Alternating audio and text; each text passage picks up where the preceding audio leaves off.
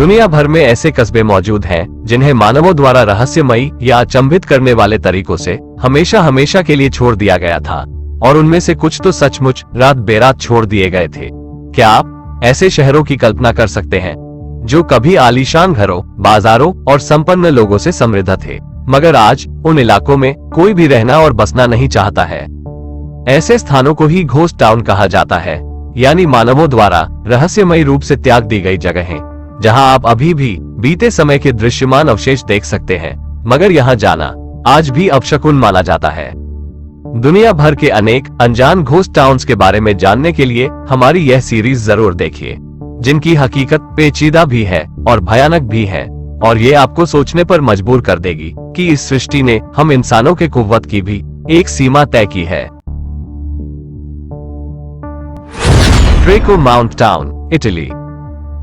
Italy का Krakow town एक मध्ययुगीन पहाड़ी कस्बा है जो बेहद समृद्ध भूमि पर स्थित था, जिसका अनेक उद्देश्यों के लिए उपयोग हुआ। जल निकासी प्रबंधन के लिए यहाँ विभिन्न स्तरों की खुदाई की गई थी, और इसी वजह से ही इस इलाके के जमीनी संतुलन में अत्यधिक अस्थिरता निर्माण हो गई। इसके कारण ही क्रेको कस्बा सन 1600, सन 1805, सन 1857 और सन 1933 में प्राकृतिक भूकंपों से हुए घातक भूस्खलनों की वजह से सतत प्रभावित होता चला गया।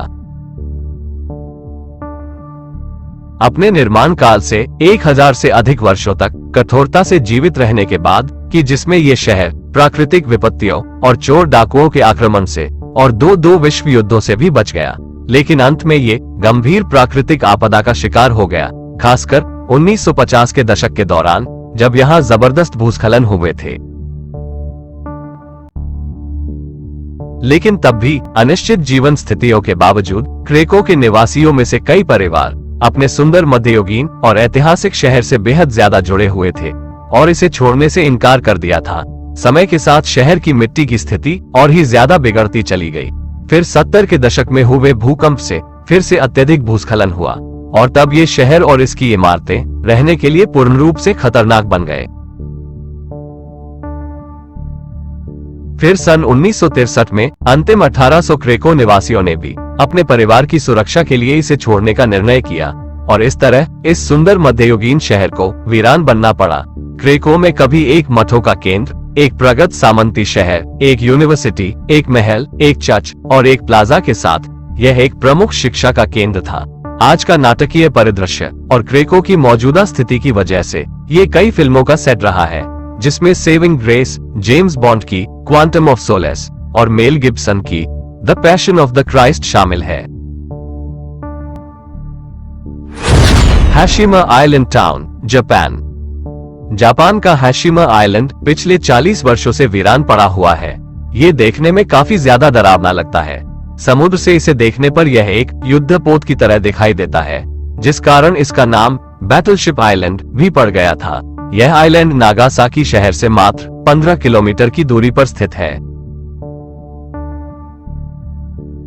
सन 1890 में इस जगह को मित्सुबिशी नाम के उद्योगपति शख्स ने खरीदा था। ये स्थान 16 एकड़ में फैला हुआ है और यहाँ पर जापान की पहली 9 मंजिला कंक्रीट बिल्डिंग बनवाई थी। 1887 से 1974 तक इस आइलैंड के नजदीक ही कोयले की खदान स्थित थी। तब इस आइलैंड में उसके हजारों वर्कर रहते थे, लेकिन वर्तमान में यहाँ का आलम यह है कि यह स्थान पूर्ण रूप से वीरान जगह बन चुकी है। कभी इस टापू की जनसंख्या 5000 से अधिक थी। उस समय दुनिया की घनी आबादी वाली जगहों में इसे शामिल किया गया था, जहां कोयले की खुदाई होती थी। वहां सन 1974 में खनन बंद होने के बाद सभी वर्कर इस द्वीप को छोड़कर चले गए। इस आइसलैंड के चारों तरफ बेहद मजबूत दीवार बनाई गई थी, जो आज भी मौजूद है। वक्त की मार से ये खूबसूरत जगह अब वीरान खंडहर में तब्दील हो गई है, क्योंकि इसके रखरखाव में फिर कोई भी ध्यान नहीं दिया गया था। पहले इस जगह पर सभी प्रकार की सुविधाएं जैसे स्कूल, हॉस्पिटल, रेस्टोरेंट मुहैया थी, जिनके खंडहर देखे जा सकते हैं। जापान में आने वाले तूफानों से जन्मी समुद्र की विशाल लहरों के सालों साल टकराने से इसकी बाहरी दीवार कई जगह टूट गई है और कई सालों तक यह अनदेखी ही पड़ी रही थी।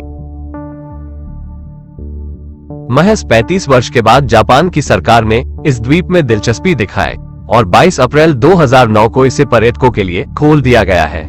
तब से यहाँ पर कई फिल्मों की शूटिंग भी हो चुकी है तथा कभी कभी लोग यहाँ घूमने भी जाते हैं, लेकिन अधिकतर समय ये स्थान पूर्ण रूप से वीरान ही रहता है।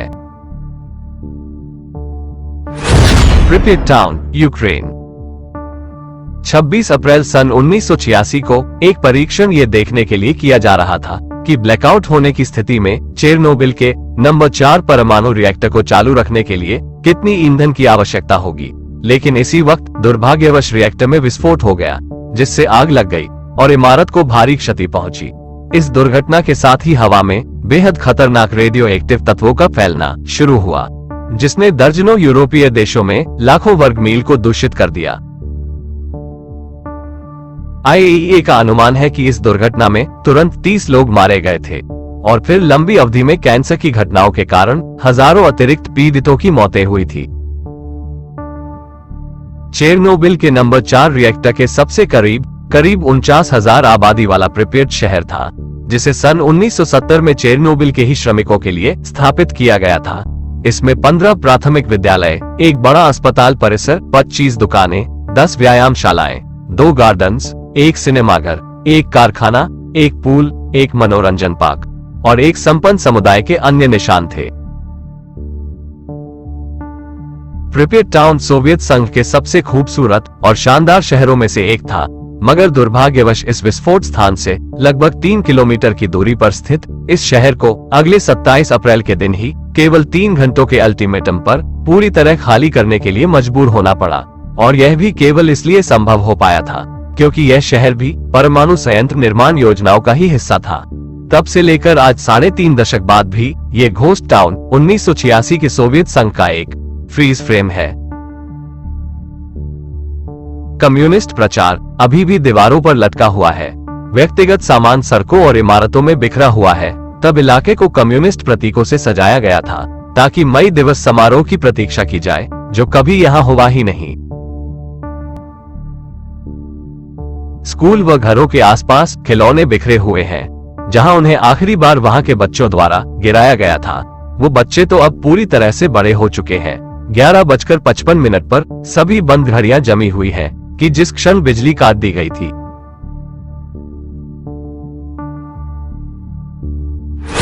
कोलमानस्कोप टाउन, नामीबिया। 1908 में एक शाम ज़चेरियास लेवाला नाम का एक नामीबियाई रेलकर्मी रेत के टीलों से दूर रेल की पटरियों को साफ कर रहा था। तब उसने देखा कि कुछ पत्थर कम रोशनी में चमक रहे हैं। लेवाला ने अपने जर्मन अफसर को सूचित किया। अफसर ने उनका परीक्षण करके निश्चित किया कि वे हीरे थे। फिर जल्द ही इस क्षेत्र में हीरा भंडार होने की पुष्टि की गई। 1912 तक यहाँ एक कस्बा उभर आया था जो एक वर्ष में 1 मिलियन कैरेट का उत्पादन करता था, यानी दुनिया के कुल हीरा उत्पादन का 11.7%। और अचानक ही बंजर रेगिस्तान में कोलमानस्कोप टाउन विलासिता का केंद्र बन गया। यहाँ एक कसाईखाना, एक बेकरी, एक डाकघर, एक बर्फ निर्माण का कारखाना और मनोरंजन हॉल बनाया गया। पीने के लिए ताजा पानी रेल द्वारा लाया जाता। मनोरंजन के लिए यूरोपीय ओपेरा समूह भी आते थे। यहाँ एक प्रकार का पागल संकीपन शासन था। एक प्रमुख परिवार ने तो एक शतुरमुर्ग पाला था जो अन्य नगरवासियों को आतंकित करता रहता। गहन खनन ने 1928 तक इस क्षेत्र के हीरा उत्पादन को समाप्त कर दिया। जब दक्षिण नामीबिया में सबसे बड़े हीरे के भंडार की पुष्टि हुई, तब अंततः इस अमीर कस्बे के भाग्य को हमेशा के लिए सील कर दिया गया। यहाँ के नगरवासी घरों और संपत्तियों को छोड़कर नए हीरा भंडार के तरफ चले गए। सन 1956 तक कोलमानस्कोप पूरी तरह से छोड़ दिया गया। तब आखिरी जर्मन परिवारों ने भी इसे त्याग दिया। रेलवे पटरियों के पार लुढ़कने वाले रेत के टीले अब इस घोस्ट टाउन के घरों के दरवाजों से अंदर बरामदों तक आकर बहने लगे हैं। इसके वीरान घरों में रेत के चिकने उभार जमते जा रहे हैं। अब धीरे धीरे इस क्षेत्र को रेत निगलती जा रही है। मगर 2002 से नामीबिया सरकार और प्रसिद्ध डायमंड कंपनी दी बियर्स ने एक अनुबंध के तहत इस क्षेत्र को फिर से खोजने की शुरुआत की है और इसके तहत यह क्षेत्र अब पर्यटन के लिए भी खुला है। न्यूयॉर्क्स नॉर्थ ब्रदर आइलैंड, यूएसए। ये द्वीप अब निर्जन है और न्यूयॉर्क सिटी पार्क विभाग की एक रिपोर्ट के अनुसार ये तकरीबन 20 एकड़ भूमि पर बना है, जो इतनी घनी आबादी वाले न्यूयॉर्क शहर के लिए बहुत चमत्कारी है। विशेष रूप से इस द्वीप तक पहुंचना पूर्ण रूप से प्रतिबंधित है, और यदि अनुमति दी भी जाती है तब भी आपको न्यूयॉर्क सिटी पार्क के एक कर्मचारी की उपस्थिति के साथ ही प्रवास करना होगा। यहाँ अपशकुन की शुरुआत जून 1904 में हुई, जब द्वीप से स्टीम शिप जनरल स्लोकम टकराई थी, जिसमें करीब 1021 लोग मारे गए। फिर कुख्यात महिला मैरी मेलन, जिसे टाइफाइड मैरी के नाम से जाना जाता था, उसे 2 दशकों तक द्वीप पर बंदी रखा गया। यह महिला एक खतरनाक रोगजनक बैक्टीरिया साल्मोनेला टाइफी के एक प्रसारक वाहक के रूप में पहचानी गई थी। उसने करीब 122 लोगों के बीच जानबूझ के शारीरिक संक्रमण से बीमारी को फैलाया था। उसे मरते दम तक इसी द्वीप पर रखा गया। नवंबर 1938 में उसका निधन हो गया। इसे क्वारंटीन अस्पताल वाले द्वीप के रूप में पहचान मिल चुकी थी, मगर 1930 के दशक में इसकी आवश्यकता में कमी आई। फिर द्वितीय विश्व युद्ध के बाद आवास संकट उभरने के कारण पूर्व सैनिकों को इस द्वीप पर रखा गया था। ये संकट कम होने के बाद 50 के दशक तक द्वीप को फिर से छोड़ दिया गया। फिर जब किशोर युवाओं के नशा मुक्ति इलाज के लिए इसकी जरूरत महसूस हुई, तो यहाँ एक क्लिनिक खोला गया। क्लिनिक ने दावा किया था कि वे नशा रोगियों को बिल्कुल नई तरह के उपचार की पेशकश करते थे, मगर ये वास्तव में एक रूढ़िवादी पद्धति पर आधारित था। यहाँ नशेड़ी लोगों को तब तक एक कमरे में बंद कर देते थे और उन्हें तब तक रखा जाता जब तक कि वे नशा विहीन नहीं हो जाते। इस प्रक्रिया में अनेकों रोगी बेदर्दी से मारे गए थे, और जो सौभाग्य से रिहा हुए, उनका कहना था कि उन्हें उनकी इच्छा के विरुद्ध वहां यातनाओं में रखा गया था।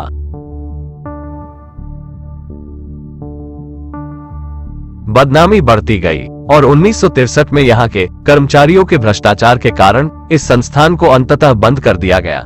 इसके अत्याचारों की कहानी पर आधारित प्रसिद्ध ब्रॉडवे नाटक does a tiger wear a necktie इसके कहानी की प्रेरणा का कारण बनी। इसी नाटक से प्रसिद्ध हॉलीवुड अभिनेता अल पचिनो के करियर की शुरुआत हुई थी। 1963 के बाद से इसे लोग मनहूस मानने लगे और तभी से यह निर्जन पड़ा हुआ है। ओरेडो-सुर-ग्लेन टाउन, फ्रांस। द्वितीय विश्व युद्ध के दौरान ये फ्रेंच कस्बा दुर्भाग्यवश निर्मम मानव हत्याकांड का स्थान बना था। नाजी जर्मन सेना ने पूरे गांव को नष्ट कर दिया था और इसके सभी निवासियों को 10 जून 1944 को निर्दयता से मार डाला। कुछ इतिहासकार मानते हैं कि फ्रांसीसी सेना द्वारा एक बड़े जर्मन अफसर को बंदी बनाए जाने के प्रत्युत्तर में नाजी सेना द्वारा ये प्रतिशोध लिया गया था, और कुछ मानते हैं कि डी-डे के आगमन के पहले नाजियों ने फ्रांस को दहलाने के लिए ये किया था। खैर, सच जो भी हो, मगर इस भयानक घटना में तकरीबन 200 नाजियों की एसएस बटालियन ने सभी 652 निवासियों को उनके घरों से निकालकर इस गांव के चौक में एकत्रित किया और फिर गुट बनाकर सभी लोगों को ले जाया गया। पुरुषों को गोदामों में और महिलाओं और बच्चों को चर्च में बंद किया गया। नाजी सैनिकों ने दरवाजे बाहर से बंद करके आग लगाने वाले उपकरणों से उनमें आग लगा दी। किसी की मशीन गन से, किसी की हथगोले से और किसी की दम घुटने या जलने से दर्दनाक मौत हुई। सिर्फ 10 फ्रांसीसी लोग बच पाए, जो किसी तरह आग से बच गए और नाजी सेना के चले जाने तक मौत का नाटक करके पड़े रहे थे। मरने वालों की कुल संख्या 642 थी। चर्च में 245 महिलाएं और 207 बच्चे और गोदामों में 190 पुरुष मारे गए। विश्वयुद्ध के बाद गुनहगार नाजी सैनिकों पर मुकदमा चलाने के प्रयासों में उनका पता लगाने और उनकी पहचान करने में कठिनाई हुई। अंत में 1953 में एसएस बटालियन के 21 नाजियों को परीक्षण के लिए लाया गया। उन सभी को दोषी ठहराया गया, मगर उस तबाह गांव को बिना पुनर्निर्माण के ही छोड़ दिया गया था। इसके खंडहर आज पीड़ितों के लिए एक स्मारक के रूप में काम करते हैं।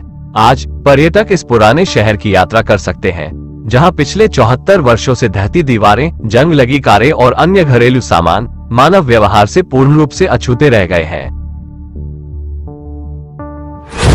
कायाकोय टाउन, टर्की। कभी लेविसी के नाम से जाना जाने वाला प्राचीन कायाकोय गांव एक संपन्न और सामंजस्यपूर्ण समुदाय के रूप में एनाटोलियन मुसलमानों और ग्रीक ऑर्थोडॉक्स ईसाइयों सहित लगभग 10,000 लोगों का घर था। 14वीं शताब्दी में इसके उत्पत्ति से लेकर 1923 के ग्रीक तुर्की युद्ध के अंत तक 5 सदियों तक ये गांव मौजूद था। 1923 को कायाकोय को सरकारी आदेश से जबरन खाली करवाया गया था, ताकि जनसंख्या विनिमय करने के लिए ग्रीस और तुर्की के बीच मुसलमानों और ईसाइयों का पूर्ण रूप से आदान प्रदान किया जा सके, जिससे दोनों देश जातीय और धार्मिकता के आधार पर एक प्रमुख राष्ट्रीय धर्म का दावा कर सके। जब ये किया गया था, तब इस गांव से 6000 से अधिक ईसाई अपने पत्थरों के खूबसूरत घरों और चर्चों को पीछे छोड़कर ग्रीक प्रस्थान कर गए। सामान्य तौर पर दोनों देशों में राष्ट्रीय स्तर पर हुए इस जनसंख्या एक्सचेंज ने लगभग 2 लाख यूनानियों और 3 लाख तुर्कों को स्थानांतरित कर दिया था। लोगों को नोबेल पुरस्कार विजेता और नॉर्वेजियन वैज्ञानिक सर फ्रिडजॉफ नानसेन द्वारा निश्चित किए गए एक बिल्कुल नए रहवासी स्थान को स्वीकार करना था। अंतर्राष्ट्रीय राष्ट्र संघ के द्वारा ही उनको यह आयोजित करने की जिम्मेदारी सौंपी गई थी। जब लेविसी के ईसाई लोग ग्रीस पहुंचे, तब एथेंस से लगभग 40 किलोमीटर के क्षेत्र में बस गए। यह क्षेत्र भी कायाकोए की तरह ही था, इसलिए वे खुशी से वहां रहने लगे। मगर यूनान से लेविसी गए नए मुसलमान कायाकोए गांव में उसके पहाड़ी में होने के कारण उसमें निवास नहीं करना चाहते थे। वो उनको आम जनसंख्या से बहुत दूरस्थ लगा, इसलिए उनको अन्य जगह स्थानांतरित किया गया। और फिर 1957 तक एक बड़े भूकंप ने भी इस शहर पर अपना असर डाला, जिससे उन इमारतों को बड़ी क्षति हुई। धीरे धीरे इसे अछूता छोड़ दिया जाने लगा और कुछ ही वर्षों में ये शहर वीरान हो गया। वहां आज भी घर, स्कूल, चैपल, चर्च, दुकानें और कैफे छोड़ी गई स्थिति में खड़े हैं। तुर्की संस्कृति मंत्रालय के माध्यम से संग्रहालय का दर्जा प्राप्त करने और यूनेस्को द्वारा विश्व मित्रता और शांति गांव के रूप में घोषित होने के बाद कायाकोए गांव स्थानीय पर्यटन का केंद्र बन गया है। इसे दुनिया भर से लोग देखने आते हैं। Check the mic and make sure it sound right, boys.